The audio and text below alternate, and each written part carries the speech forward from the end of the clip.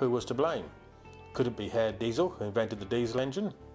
Or maybe Mr. Centrifuge, who invented the centrifugal pump? Or Mr. Dripperline? No, you cannot blame the inventors of the technology, or the technology itself.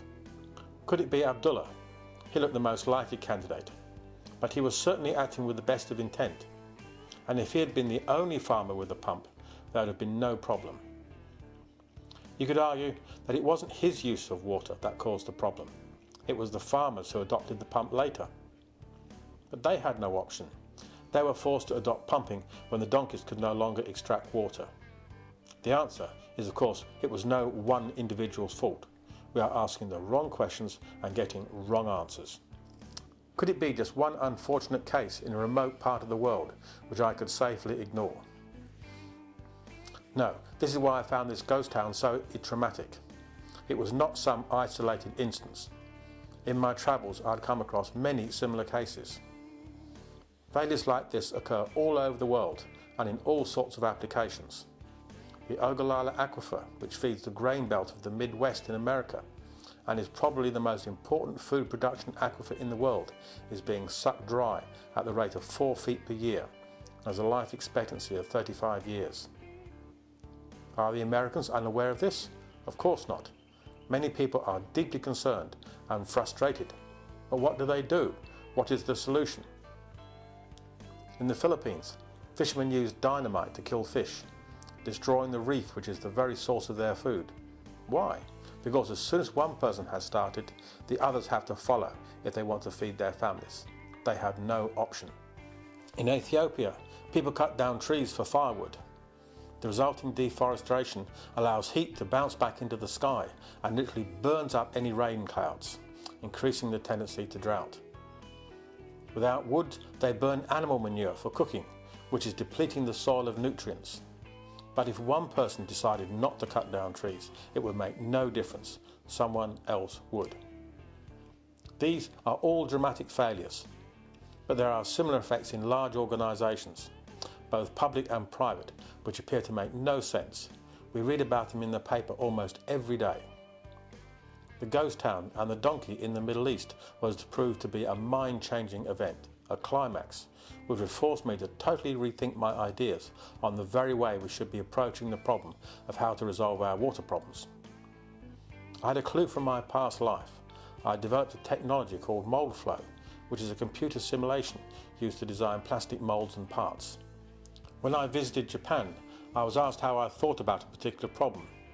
At first I thought this was just a translation error, but I worked out they were not so much interested in the final result of my thinking, what I thought, but the process, how I had arrived at that particular conclusion. How I thought, not what I thought. The ghost town experience showed me that the thinking process is not just about how individuals think. There is a thing called communal intelligence, which is much more than the sum of all the individuals. Many creatures rely on communal intelligence. Ants and bees act as a colony in a remarkably intelligent way, yet individual ants or bees have very limited intelligence. Have you ever heard of an ant winning the Nobel Prize? There is even a slime mold which can solve a maze problem to find food. It is made up of very stupid single-cell organisms, but they can communicate with each other, sharing information to solve the maze. Computers are intrinsically stupid. Each bit is either on or off. But computers are useful because they have lots of bits which work together, and we know how they work. We too are communal creatures, and our societies also have communal intelligence. Humans are infinitely more intelligent than these simple creatures and machines, and we have a correspondingly far greater communal intelligence, far greater than the sum of the individual human intelligence. Understanding how this intelligence works is the key to solving the world's water problem and many other problems. In the later episodes, I will look at this fascinating issue of communal intelligence, how it has created wealth and capabilities which must be beyond the imagination of even a generation ago, and how it can result in actions which appear to be unbelievably damaging.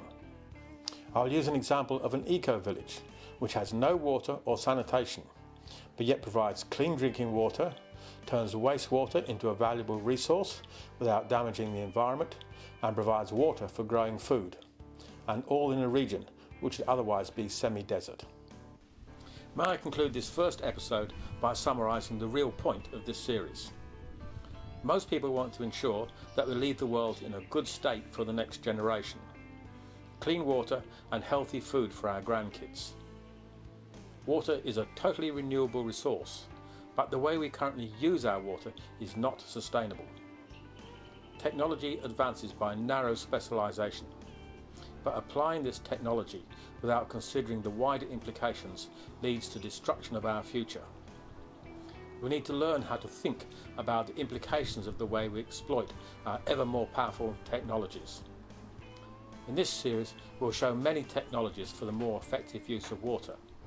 But these are not magic silver bullets to be sprayed at random, killing off the future of the world. It's about taking a broad or holistic view of how we use our water.